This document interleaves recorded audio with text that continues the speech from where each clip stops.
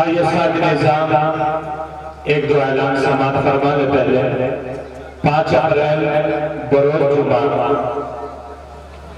مدرسہ فیض العلوم محلہ قریشیہ پیرپور میں ایک اجلاس منعقد ہو رہا ہے، جس کی ترتیب اس طرح ہے کہ عصر کی نماز کے بعد مجلس ہوگی، علماء، ائمہ اذان اور رئیسان، اور تیسری نشست مغرب کی نماز کے بعد عمومی خطاب ہوگا 5 اپریل بروز جمعہ مدرسہ فیض العلوم محلہ قریشیہ، جس میں حضرت مولانا ابو الکلام صاحب مبلغ دارالعلوم دیوبند اور ولی کامل حضرت مولانا شاہ افضال الرحمن صاحب مدث العلی خلیفہ مجاز حضرت مولانا شاہ ابرار اللہ صاحب حضور رحمت اللہ علیہ حضرت والا انشاءاللہ جمعے کے دن تشریف لے آئیں گے۔ آپ تمام حضرات وہاں پر تشریف لے جائیں۔ صاحب نسبت شخصیت ہے، بزرگ محترم ہے، ہم سب کی ذمہ داری ہے کہ ہم حضرت والا کا استقبال کریں اور شرکت کریں۔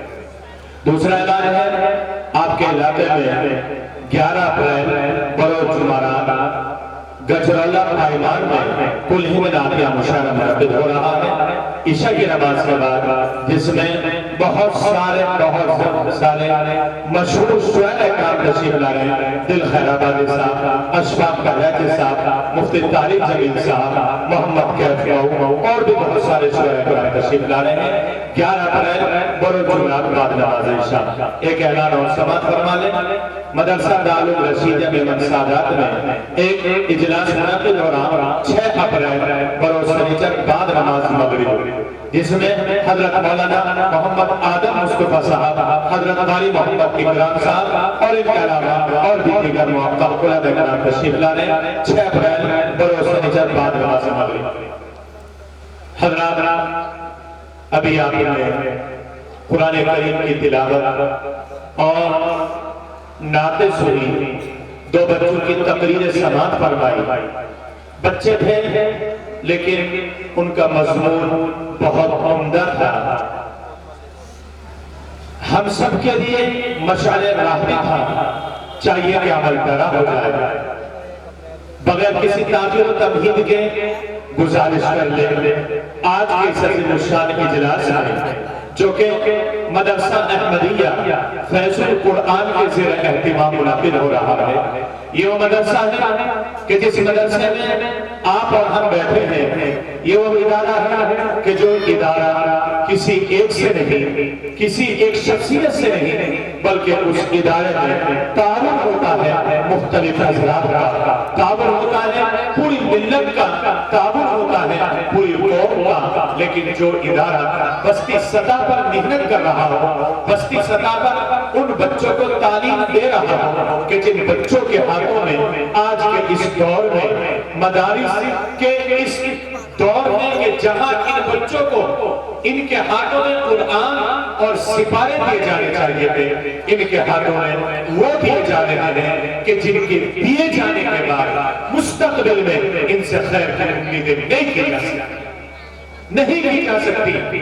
جو آپ کا یہ ادارہ چاہتا ہے کہ آپ کی اس بستی کے اندر ہر وہ بچہ جس نے ماں کے پیٹ سے جنم لیا، وہ بچہ جس نے توتلی زبان سے بولنا شروع کیا، یہ ادارہ یہ چاہتا ہے، یہ عالم نوجوان یہ چاہتا ہے کہ آپ کے گھر کا ایک ایک بچہ آپ کے اس مدرسے میں قاعدہ لے کر آ جائے اور رسول اللہ صلی اللہ علیہ وسلم کی وہ تعلیم، وہ برکت جو آقا نے فرمائی ہے کہ جو بچہ اپنے گھر سے ایک قاعدہ لے کر چلتا ہے، من سلک طریقا یلتمس فیہ علما سہل اللہ لہ طریقا الی الجنہ، جو آدمی قاعدہ لے کر چلتا ہے اللہ تعالیٰ اس کے لیے جنت کی راہ آسان کر دیتے ہیں۔ آپ کی بستی کے اندر جو لبے سڑک نہیں ہے، سڑک سے بھی اندر ہے، اگر یہاں پر ایک عمدہ تعلیم کا انتظام کیا گیا ہے، وہ تعلیم کہ جس تعلیم کو ارقم دار ارقم سے شروع کیا، مکے کے اندر مسجد نبوی میں صفہ بنا، دمشق گیا، بغداد گیا، شام گیا، کوفہ گیا اور یہ سلسلہ جب چلا اور چل کر جب یہ اندلس آ کر رکا، اسپین آ کر رکا، تو اس رکنے کا نتیجہ یہ تھا، ناظرین مجلس نظامت کر رہا ہوں اچھا نہیں لگتا، لیکن بات ہے، جذبات ہے، میں کہنے نہ چاہتا ہوں کہ جب یہ سلسلہ چلا تھا اور یہ اندلس آ کر رکا تھا کہ تھوڑا کے جلسے میں شرکت کرنے والوں، ان آنکھوں نے دیکھا تو نہیں وہ منظر، لیکن ان آنکھوں نے وہ پڑھا ہے کہ جب یہ مدرسوں کا سلسلہ اندلس رکا تو دادا جو ان ہاتھوں سے تفسیریں لکھتا تھا، جو ان ہاتھوں سے حدیثیں لکھتا تھا، جو مسائل بیان کرتا تھا، نوجوانوں خدا کی قسم اسی گھر کے اندر جس مسجد پر بیٹھ کر حدیث لکھی جاتی تھی، اسی گھر کے اندر اس کا پوتا اس حالت میں پہنچا کہ اس کے سامنے دسترخوان ہوتا تھا، اس کے سامنے منچ ہوتا تھا اور اس کے ہاتھ میں شراب کا گلاس ہوتا تھا، اس کے سامنے خنزیر کی ڈش ہوتی تھی۔ حالات بدلے، نقشہ بدلا، معاشرہ بدلا، کیوں بدلا؟ اس لیے کہ ارقم سے جو سلسلہ چلا تھا، ارقم کے گھر سے وہ سلسلہ اندلس آ کر رکا تھا۔ جب مدرسوں کا سلسلہ رکتا ہے، ہاتھوں میں شراب آ جاتی ہے، گانجے آ جاتے ہیں، افیم آ جاتی ہے، بیئر آ جاتی ہے، کیپسول اور صفوف آ جاتے ہیں، اور جب یہ سلسلہ چلتا ہے تو دارالدیوبند کو حجت الاسلام قاسم نانوتوی بناتا ہے، اور پھر ایک دن ہزاروں اور لاکھوں مدرسے بنتے ہیں، سمجھتے ہیں، زندگی سنوارتے ہیں۔ انہی اداروں میں آپ کا یہ ادارہ مدرسہ فیض القرآن، جس میں حضرت مولانا محمد اخلاق صاحب اور آپ کے علاوہ دیگر مقربین تشریف فرما ہے۔ میں یہ عرض کرنا چاہ رہا تھا کہ آپ کا یہ ادارہ ہے، آپ سب مل کر اس ادارے کو اس طرح چلائیں کہ یہ گلشن ہے، یہ ایک گلشن ہے، اس گلشن کو آپ کو ہمیں سنوارنا ہے۔ یہ ایک ہونہار عالم دین آپ کے اس ادارے کی رہنمائی کر رہے ہیں اور یہ ادارہ کو چلا رہے ہیں، نہ اکیلا ہی چلا تھا، جانب منزل مگر راہ رو آتے گئے، کارواں بنتا گیا کہ تھوڑے کے رہنے والوں یہ تمہاری سعادت بندی ہے۔ اور میں آج کے اس اجلاس کو بہت زیادہ کامیابی کی وجہ سے، بہت زیادہ کامیابی کے ساتھ منعقد ہونے کی وجہ سے آپ سب کو مبارکباد پیش کرتا ہوں۔ بہرحال آپ کے درمیان اور حضرت والا کے درمیان یہ میری لب کشائی حائل بن رہی تھی، اب میں نہیں چاہتا کہ میں اور زیادہ لب کشائی کروں، اس تمہید کے ساتھ کہ آپ کے درمیان وہ عظیم خطیب مسند خطابت پر جلوہ افروز ہونے والا ہے کہ جس نے خطابت کی دنیا کے اندر وہ انقلاب برپا کیا کہ اگر کوئی طفل مکتب ہے تو وہ بھی یہ چاہتا ہے کہ میں بھی وقت کے اور اتراکھنڈ کے اس خطیب کا ہنر اختیار کر لوں جس نے خطابت کی دنیا میں نہ بنگال چھوڑا، نہ بہار چھوڑا، نہ آسام چھوڑا، نہ اڑیسہ چھوڑا، نہ کوئی ایسا صوبہ چھوڑا جہاں اپنی پہچان نہ بنائی ہو۔ اس سے میری مراد ہے شہنشاہ خطابت حضرت مولانا محمد اخلاق صاحب دامت برکاتہ العالیہ، شہر قاضی جزپور، آپ مسند خطابت پر جلوہ افروز ہو جائے اور ہم سب کو اپنے خطاب سے محسوس فرما دے۔ ہم نے ہر منزل امکان پر جلائے ہیں چراغ، ہم نے ہر منزل امکان پر جلائے ہیں چراغ، ورنہ ہر قافلہ راہوں میں بھٹکتا ہوتا۔ حضرت مولانا محمد اخلاق صاحب تشریف فرما ہے۔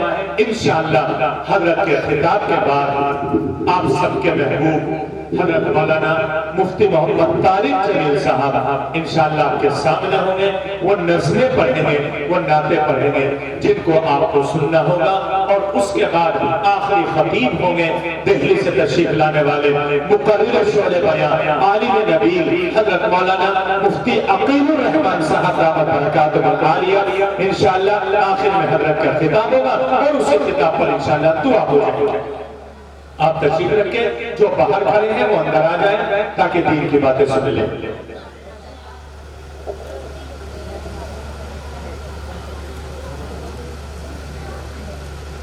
السلام علیکم ورحمۃ اللہ وبرکاتہ۔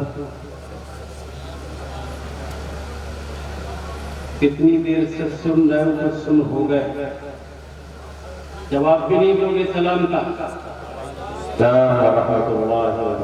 السلام علیکم ورحمۃ اللہ وبرکاتہ۔ گھڑی میں بجے ہیں 11 اور مجھے لگ رہا ہے تمہارے بج گئے 12۔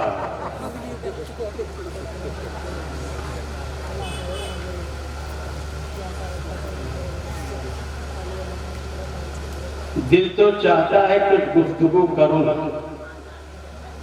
لیکن ایک درخواست پہلے کرنا چاہتا ہوں، اگر آپ مان لیں گے تو مجھ پر بہت بڑا احسان ہوگا آپ کا، اور نہیں منوائیں گے تو پھر میں کوشش کروں گا کہ جبراً آپ سے منوا لوں۔ جو لوگ کرسیوں پر بیٹھے ہیں وہ نیچے آ جائیں، جو پیچھے ہیں وہ آگے بڑھیں، کرسی چھوڑ دیں۔ کرسی پر جو بیٹھ جاتا ہے، جس سے کرسی مل جاتی ہے، پھر وہ اپاہج ہو جاتا ہے۔ اس لیے یہ بہت قیمتی جگہ ہے، اسے آپ نے خالی چھوڑ رکھا ہے۔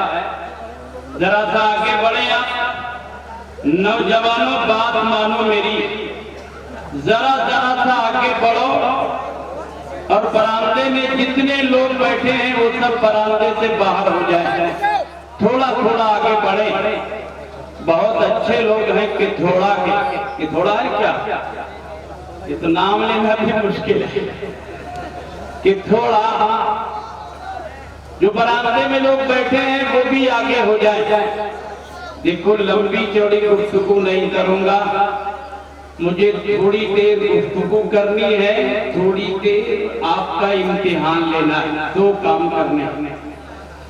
اور آپ کے ذمہ دار نے مجھے بتایا جلسہ 12 ساڑھے 12 بجے تک چلے گا، اور اس میں 2 مقرر ہیں اور 4 کام، 2 تقریریں، نعت پاک اور دعا، اور 2 اور کام، ایک آپ کا امتحان اور دستار بندی۔ ظاہر سی بات ہے یہ سارے کام جب سمیٹتے ہیں تو ہر چیز کا، ہر کام کا وقت یقینی طور پر متعین کرنا پڑے گا، محدود کرنا پڑے گا، جبھی بات بنے گی۔ یہ سامنے جو بچے کھڑے ہیں یہ بیٹھ جائیں، نہیں تو چلے جائیں، اور یہ چائے جو پلا رہے ہیں یہ بند کر دیں چائے پلانا۔ وہ گاؤں کے اتنے سیدھی لوگ ہیں، آج بھی محنت میں کر رہا ہوں چائے انہیں، عجیب بات ہے، وہ چائے تو مجھے ملنی چاہیے، میں محنت کر رہا ہوں۔ نہیں اب بیٹھ جاؤ آپ، تھوڑی دیر کے لیے سلسلہ ختم کرو، جب تک سلسلہ چائے کا ختم نہیں کرو چائے لینا بند کر دو، ان سے خود ہی بند کر دیں گے۔ تھوڑی دیر کو کب جتنے لے کے آئے ہیں وہ سب جب تک پار نہیں کروا دیں گے جب تک نہیں بیٹھیں گے۔ بیٹھ جائیں تھوڑی دیر کے لیے، آپ بھی سنیں دین کی بات۔ خدمت کرنا، مہمان نوازی کرنا بہت اچھی بات ہے، ثواب کا کام ہے، لیکن اس وقت سب سے بڑا ثواب کا کام یہ ہے کہ دین کی بات سنی جائے اور عمل کے جذبے سے، ارادے سے سنی جائے۔ الحمدللہ الحمدللہ الذی ابدع الافلاک والارضین والصلاة والسلام علی من کان نبیا وآدم بین الماء والطین وعلی آلہ واصحابہ اجمعین، اما بعد فاعوذ باللہ من الشیطان الرجیم، بسم اللہ الرحمن الرحیم۔ قال اللہ تبارک وتعالی فی القرآن المجید والفرقان الحمید، اليوم اکملت لکم دینکم واتممت علیکم نعمتی ورضیت لکم الاسلام دینا، صدق اللہ العظیم۔ قال النبی صلی اللہ علیہ وسلم، فضل العالم علی العابد کفضلی علی ادناکم، او کما قال علیہ الصلاۃ والتسلیم۔ درود پاک پڑھیے، اللہم صلی علی سیدنا وعلی آل سیدنا ومولانا محمد وبارک وسلم تسلیما کثیرا کثیرا۔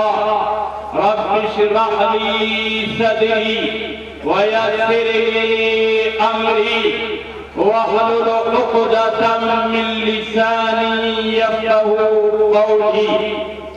یہاں سے لم یزل کے نور کی دھارا نکلتی ہے. یہاں سے مطلب مدرسوں سے. یہاں سے لم یزل کے نور کی دھارا نکلتی ہے. یہاں انسانیت معصومیت کے ساتھ پلتی ہے. نہ پوچھیں فرقہ پوشوں کی ارادت ہو تو دیکھ ان کو. نہ پوچھیں فرقہ پوشوں کی ارادت ہو تو دیکھ ان کو. یدے پیدا لیے پھرتے ہیں اپنی آستینوں میں. صدر محترم معزز علماء کرام، نوجوان ساتھیوں، بزرگوں، بچوں، پسے پردہ بیٹھی ہوئی میری ماں اور بہنوں، یہ مدرسے کا جلسہ ہے، نبی کے مہمان خانے کا جلسہ ہے. اس لیے مجھے پابند کیا گیا ہے کہ مدارس کی اہمیت کو، مدارس کی برتری کو، مدارس کی فضیلت کو بیان کر دیا جائے. اہل علم اور علماء کی برتری کو سمجھا دیا جائے. مسلمانوں، آج کے دور میں مدارس پر اعتراض ہوتے ہیں، علماء پر اعتراض ہوتے ہیں. کوئی کہتا ہے مدارس کھانے پینے کے اڈے ہیں، کوئی کہتا ہے علماء اپنے پیٹ بھرتے ہیں، کوئی کہتا ہے کہ مدارس کی ضرورت کیا ہے اور علماء کی حیثیت قدر و منزلت کیا ہے. یہ سب باتیں مسلمانوں ذہن میں رکھیے گا اور میری گفتگو سنیے گا. ایک ایک جملہ دل کے نہائے خانے میں اتر جانا چاہیے.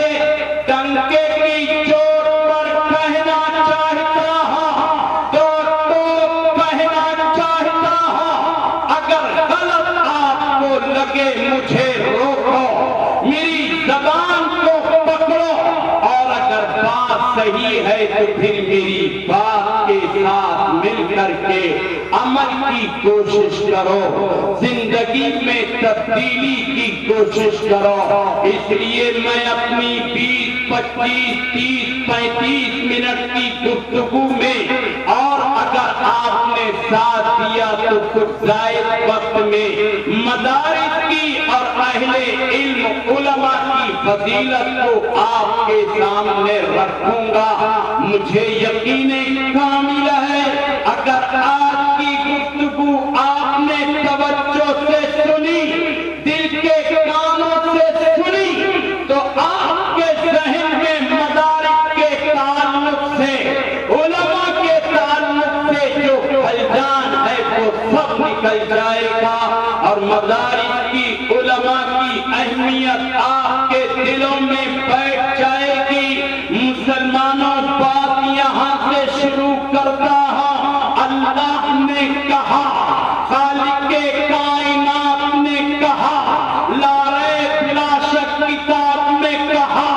اللہ اپنی لا ریب لا شک کتاب میں اعلان کرتا ہے، الیوم اکملت لکم دینکم واتممت علیکم نعمتی ورضیت لکم الاسلام دینا.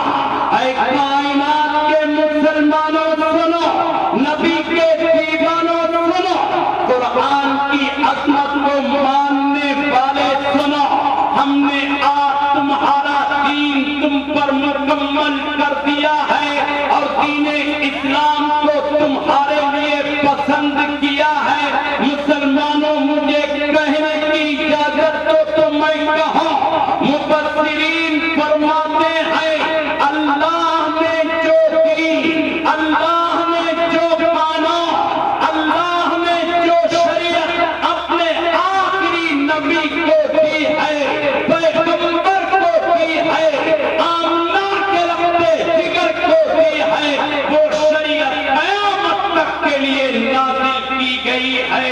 اللہ اب قیامت تک کوئی نئی شریعت نہیں لائے گا، نیا دین نہیں لائے گا، یہی شریعت قیامت تک چلے گی، یہی دین قیامت تک چلے گا، اور یہی اسلام قیامت تک نجات کا ضامن اور نجات کا جو ہے ذریعہ ہوگا۔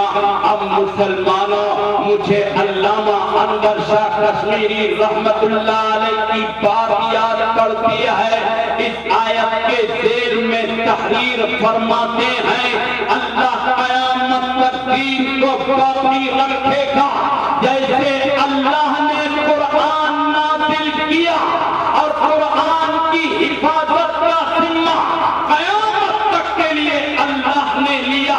اِنَّا نَحْنُ نَزَّلْنَا الذِّكْرَ وَإِنَّا لَهُ لَحَافِظُونَ، ہم نے قرآن کو نازل کیا ہے اور ہم اس کی حفاظت کریں گے۔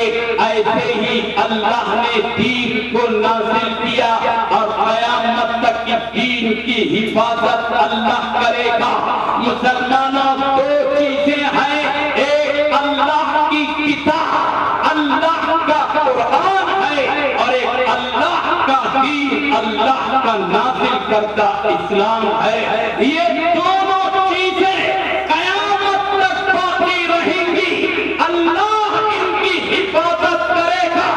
اب کائنات کا کوئی اچکا، کائنات کا کوئی باغی اور کائنات کا کوئی دشمن اور انسانیت کا قاتل نہ قرآن کو مٹا سکے گا اور نہ اسلام میں تبدیلی کر سکے گا اور نہ اسلام کو مٹا سکے گا۔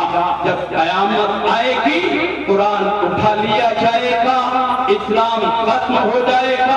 قیامت تک نہ قرآن میں کوئی تبدیلی کر سکتا ہے اور نہ اسلام میں کوئی رکھنا اندازی کر سکتا ہے۔ لیکن مسلمانوں، توجہ سے سنو، اللہ دونوں کی حفاظت کرنے والا ہے۔ اللہ نے یہ دنیا دار الاسباب بنائی ہے، کرنے والا اللہ ہے، لیکن اللہ نے اسباب کو پیدا کیا ہے۔ بچہ اللہ دیتا ہے، لیکن سبب ماں باپ کو بنا دیا۔ غلہ اللہ اگاتا ہے، لیکن سبب زمین کو بنا دیا۔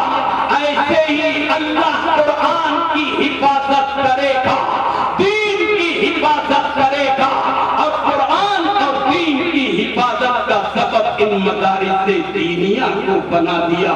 مسلمانوں سنو، توجہ سے سنو، یہ مدارس دینیہ اسلام کی حفاظت کے قلعے ہیں اور قرآن کی حفاظت کے ذریعے ہیں۔ ان میں حفاظ قرآن پیدا ہو رہے ہیں جو قرآن کی حفاظت کا ذریعہ ہے۔ ان میں مبلغ اسلام علماء دین پیدا ہو رہے ہیں جو اسلام کی حفاظت کا ذریعہ اور سبب ہے۔ اس لیے مسلمانوں، ان مدارس دینیہ کی قدر کو پہچانو۔ ایک بات کہنا چاہتا ہوں، علماء کی موجودگی میں کہنا چاہتا ہوں، اس لیے کہ میری بات کو سمجھنی چاہے۔ جو مدارس سے نفرت رکھتا ہے یا کو جہالت کی بنیاد پر رکھتا ہے، مدارس کی اہمیت کو نہیں سمجھتا ہے، یا پھر یہودیت کی لابی اس کے ذہن میں اور عیسائیت کی لابی اس کے ذہن و دماغ میں اتر چکی ہے۔ مدارس سے نفرت رکھنا، علماء سے نفرت رکھنا، یہ مسلمانوں کا کام نہیں ہے، نبی کے دیوانوں کا کام نہیں ہے، پیغمبر پر ایمان لانے والوں کا کام نہیں ہے، اور قرآن سے محبت کرنے والوں کا کام نہیں ہے، بلکہ یہ تو دین کے دشمنوں، یہودیوں کا، عیسائیوں کا اور دین کو ختم کرنے والے پاگل انسانوں کا ہے۔ اس لیے یہ بات ذہن میں رکھنی چاہیے کہ ہم مدارس دینیہ کی قدر و منزلت کو اپنے دل کے نہا کھانے میں جگہ دے رہے ہیں یا نہیں دے رہے ہیں۔ ایک بات عرض کرنا چاہتا ہوں مسلمانوں، ایک اللہ والے کی بات ہے، اگر آپ نے سن لی تو یقین جانیے آپ مدارس کی اہمیت کو دل میں جگہ دیں گے۔ مجھے یاد پڑتا ہے ہندوستان کی سرزمین پر ایک بہت بڑی شخصیت گزری ہے جس کا نام مولانا علی میاں ندوی رحمت اللہ علیہ ہے۔ اہل عرب بھی آپ کو اپنے سر کا تاج سمجھتے تھے۔ امام حرم کی نظر میں ان کی قدر و منزلت تھی، وہ عرب اور عجم کے عالم سمجھے جاتے تھے۔ اللہ نے بلا کی ذہانت عطا کی تھی اور قوم کے لیے، ملت کے لیے اپنے وقت کا ایک ایک لمحہ خرچ کرنے کو تیار تھے، اپنے جسم کے خون کا ایک ایک قطرہ بہانے کو تیار تھے۔ اس اللہ والے نے کہا، پوری مسلم قوم سے کہا، ہاں مسلمانوں، ہندوستان کے ایک ایک مسلم بچے سے کہا، اے میری قوم کے نوجوانوں، میری قوم کے بزرگوں، میری قوم کی ماں اور بہنوں، اگر تم یہ سمجھتے ہو کہ تمہارے لیے قرآن کی تعلیم ضروری ہے، قرآن ضروری ہے، اسلام ضروری ہے، اسلام کی تعلیم ضروری ہے، تو پھر یہ بھی سمجھو وہ ادارے بھی، وہ مدرسے بھی تمہارے لیے ضروری ہے، جہاں قرآن کی تعلیم کی جاتی ہے، اسلام کی تبلیغ کی جاتی ہے، اسلام کی اشاعت کی جاتی ہے۔ مسلمانوں، میں بہت دبے لفظوں میں ایک بات آپ کو بتانا چاہتا ہوں۔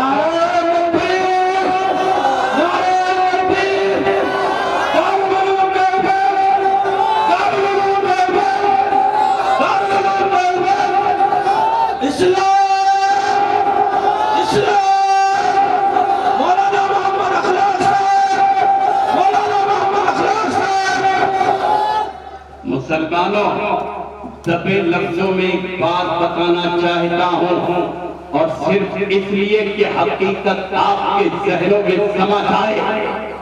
انگریز نے کانفرنس کی، ایجنڈا یہ تھا اسلام کیسے مٹے اور اسلام کا دیوالیہ کیسے نکلے، مسلمان کیسے اپنے مذہب کو چھوڑ دے۔ رائے آتی رہی، رائے دی جاتی رہی۔ مجھے معلوم ہے کہ میری گفتگو کا ایک ایک جملہ ریکارڈ ہو رہا ہے، لیکن حقیقت سے آنکھیں چرا کر کے گفتگو کرنا میرا نہ مزاج ہے، نہ میں اسے بہتر سمجھتا ہوں۔ مسلمانوں سنو، تمہیں تمہارے نبی کا واسطہ، ایمان کا واسطہ، غیرت کا واسطہ، حمیت کا واسطہ، قرآن کا واسطہ، حقیقت سنو۔ انگریز نے کانفرنس بلائی، کانفرنس کا ایجنڈا یہ تھا، اسلام کیسے مٹے، قرآن کیسے مٹے، مسلمان اسلام سے کیسے علیحدہ ہو جائے۔ رائے آتی رہی، رائے رد کی جاتی رہی۔ آخر میں ایک بوڑھا انگریز کھڑا ہوا، او مسلمانوں، ایک ایک جملہ اپنے دل کے نہاد خانے میں اوپر چھانے دینا، ورنہ تو مجھے تکلیف ہوگی۔ سنو، توجہ سے سنو۔ بوڑھا انگریز کھڑا ہوا اور اس نے کھڑے ہو کر کے کہا، اگر تم اسلام مٹانا چاہتے ہو، قرآن مسلمانوں سے چھیننا چاہتے ہو، مسلمانوں کو اسلام سے دور کرنا چاہتے ہو، تو دو کام کرو۔ کہا دو کام کیا؟ وعدہ کرو، وعدہ کرو کہ یہ دونوں کام سن کر کے پوری کوشش کریں گے کہ انگریز یہ دونوں کام کرنے میں کبھی کامیاب نہ ہو۔ وعدہ ہے نا؟ انگریز نے کہا، بوڑھے انگریز نے دو کام کرو، مدارس کا علماء کو ختم کر دو، مدارس مٹ جائیں گے، اسلام مٹ جائے گا، علماء مٹ جائیں گے، اسلام کی تبلیغ کرنے والا کوئی باقی نہ رہے گا۔ تم مسلمانوں کو، سیدھے سادھے مومنوں کو جیسے چاہو ویسے چلانا، کوئی مدارس اسلامیہ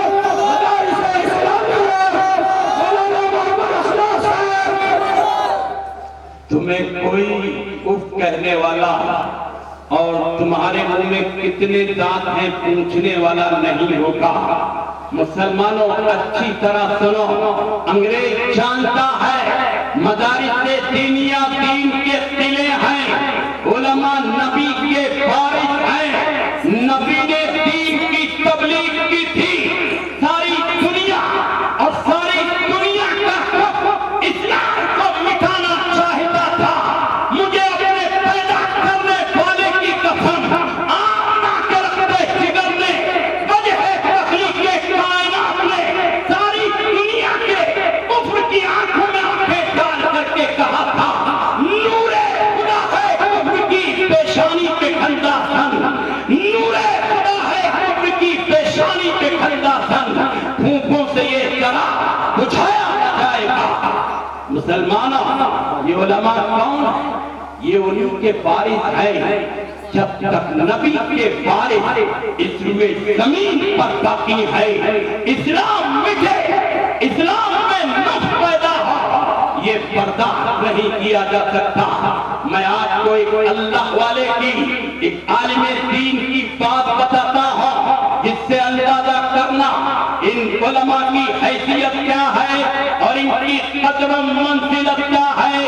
آپ کے سہارنپور میں ایک بہت بڑا مدرسہ ہے جس کا نام ہے مظاہر العلوم، اس کے بہت بڑے شیخ الحدیث، بخاری پڑھانے والے، نبی کی حدیث پڑھانے والے شیخ یونس صاحب رحمت اللہ علیہ، جن کے بارے میں تحریر کیا گیا ہے کہ انہوں نے اپنی زندگی میں نبی کو، پیغمبر کو، آمنا کے رکھتے جگر کو، وجہ تخلیق کائنات کو کتنی مرتبہ دیکھا انہیں یاد تک نہیں ہے۔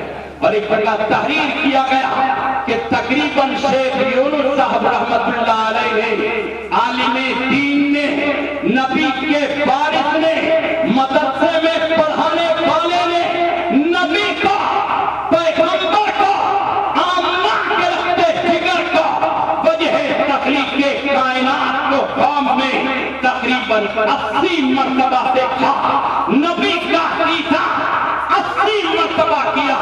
میرا ماننا یہ ہے جو نبی کا دیدار ایک مرتبہ کر لے اس کا مرتبہ لفظوں میں بیان نہیں کیا جا سکتا، اور جس نے نبی کا دیدار اپنی زندگی میں 80 مرتبہ کیا ہو، لو الفاظ کونے پڑ جائیں گے اس کی قدر و منزلت کو بیان کرنے کے۔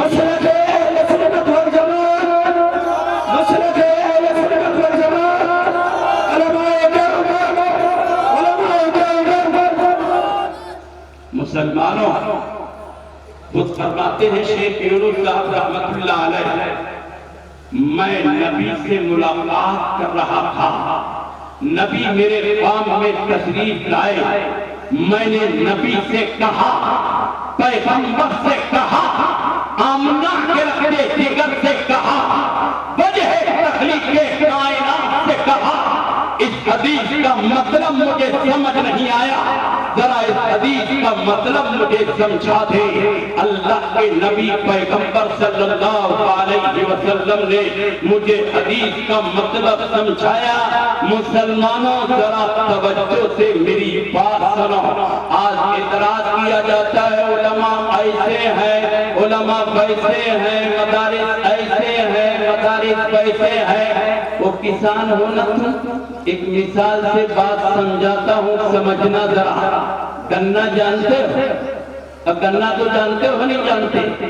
گنا سیدھا ہو تب بھی، ٹیڑھا ہو تب بھی، نیچے گر جائے تب بھی، اور زمین سے باہر آ جائے تب بھی اس کا رس میٹھا ہی رہتا ہے۔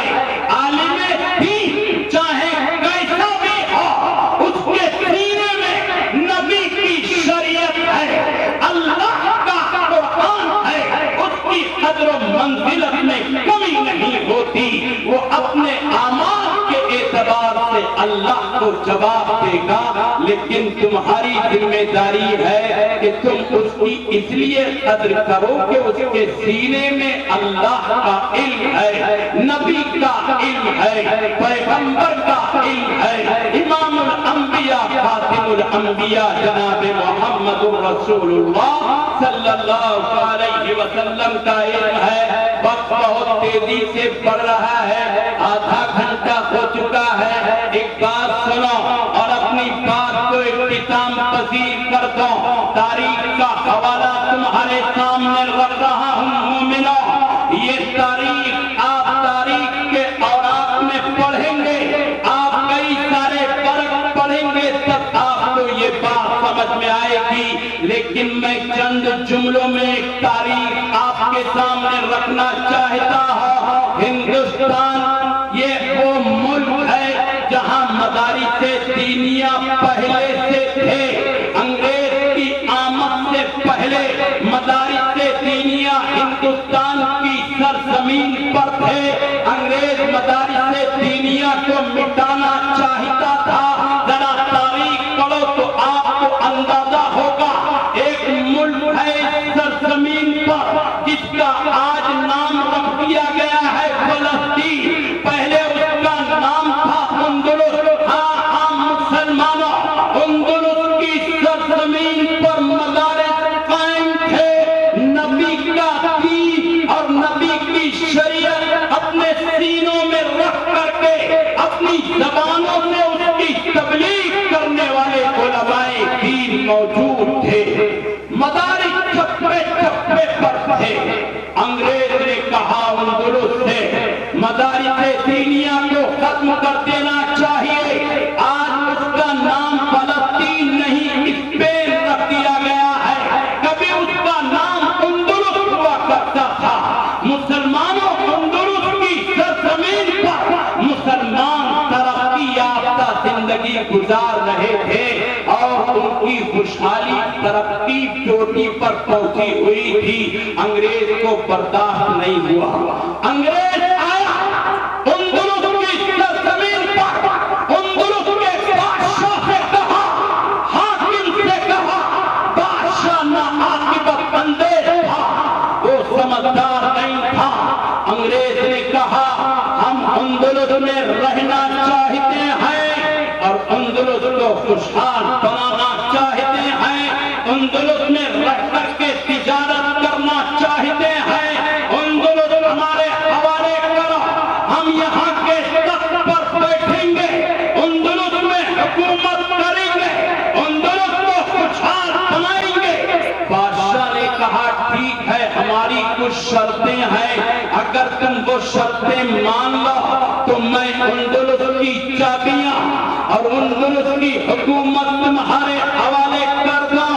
بادشاہ کی بات سن کر کے انگریزوں نے کہا تمہاری شرطیں کیا ہیں؟ اندلس کے بادشاہ نے کہا ہماری شرطیں یہ ہیں کہ ہماری مساجد میں کوئی رکھنا اندازی نہیں کی جائے گی، ہماری عبادتوں پر پابندی نہیں ہوگی، ہمیں مدرسے چلانے کی اجازت ہوگی، اسلامی شاعر پر عمل کرنے کی اجازت ہوگی۔ انگریز نے کہا ہمیں تمہاری ہر شرط منظور ہے۔ بادشاہ نے حکومت کی چابیاں انگریز کے حوالے کر دی اور انگریز اندلس کی حکومت پر بیٹھ جاتا ہے۔ بادشاہ چاہ رہا ہے، پیچھے مڑ مڑ کر کے دیکھتا ہے، کبھی اپنی کوٹھی کو، کبھی اپنے تخت کو۔ بوڑھی عورت نے کہا تھا ارے اب مڑ کر کے کیا دیکھتے ہو، اب تو تم نے اسلام کا سودا کر دیا ہے، اب اندلس کو ناپید کرنے کا اور اندلس سے اسلام نکالنے کا تم نے سودا کر دیا ہے۔ اگر سوچنا تھا تو پہلے سوچتے۔ بہرحال انگریز اندلس پر آیا، اندلس جہاں 800 سال تک مسلمانوں کی حکومت رہی۔ انگریز آیا، کچھ دنوں کے بعد انگریز نے مساجد میں تالے ڈالے، علماء کو ذبح کیا، طلباء کو ذبح کیا، مدارس پر بلڈوزر چلایا، اذان پابندی لگائی اور انگریز نے اسلام کے چاہنے والوں کو پیر کی ٹھوکر پر رکھ کر کے اچھال دیا اور اندلس مسلمانوں سے خالی ہو گیا. یہ تاریخ کا ایک رخ ہے. دوسرا رخ دیکھو، انگریز ہندوستان میں بھی آیا اور مدارس کو، علماء کو اس نے ختم کرنے کی کوشش کی. وہ بلال لے کر کے آیا تھا، جیسے اندلس میں ہم نے علماء کا، مدارس کو، دین کا، اسلام کو مٹا دیا، ایسے ہی ہندوستان میں بھی ہم مٹا دیں گے. اور اس نے یہاں آ کر کے مدارس پر بلڈوزر چلایا. وقت نہیں ہے ورنہ پوری تاریخ آپ کے سامنے رکھتا. انگریز نے کہاں سے ابتدا کی اور کہاں انتہا کی اور کیسے کیسے اس نے مشورے کیے. اے مسلمانوں، تاریخ کا لکھنے والا مورخ تحریر کرتا ہے دلی کی سرزمین پر 1000 سے زائد مدرسے تھے. انگریز نے سب کو مٹا دیا اور ہندوستان کی چھاتی پر، ہندوستان کی سرزمین پر انگریز جس مدرسے کو دیکھتا اس میں یا تو تالا ڈال دیتا یا اس پر بلڈوزر چلا دیتا. علماء کو قتل کیا گیا. ایک روایت کے مطابق 14,000 علماء کو اور ایک روایت کے مطابق 22,000 علماء کو انگریز نے ذبح کر دیا، قتل کر دیا اور 57,000 مسلمانوں کو ذبح کر دیا. قرآن کے نسخے انگریز نے جلائے، پانی میں بہائے، لیکن مسلمانوں، او مسلمانوں، کہو تو تمہاری ٹھوڑیوں میں ہاتھ ڈال کر کے کہو اور کہو تو اپنی ٹوپی تمہارے قدموں میں رکھ کر کے کہو، میری قوم کے نوجوانوں، میری ملت کے نوجوانوں، میری ملت کے پاسبانوں، یہ حقیقت دل کے نہا کھانے میں اتر جانے دو. اندلس میں علماء مٹا دیے گئے، مدارس ختم کر دیے گئے، اسلام مٹ گیا، اندلس کا نام بدل دیا گیا، اسپین کر دیا گیا. ہندوستان میں بھی علماء کو ذبح کیا گیا، مدارس پر بلڈوزر چلایا گیا، قرآن کے نسخے چلائے گئے. لیکن ہندوستان میں اسلام کیوں نہیں مٹا؟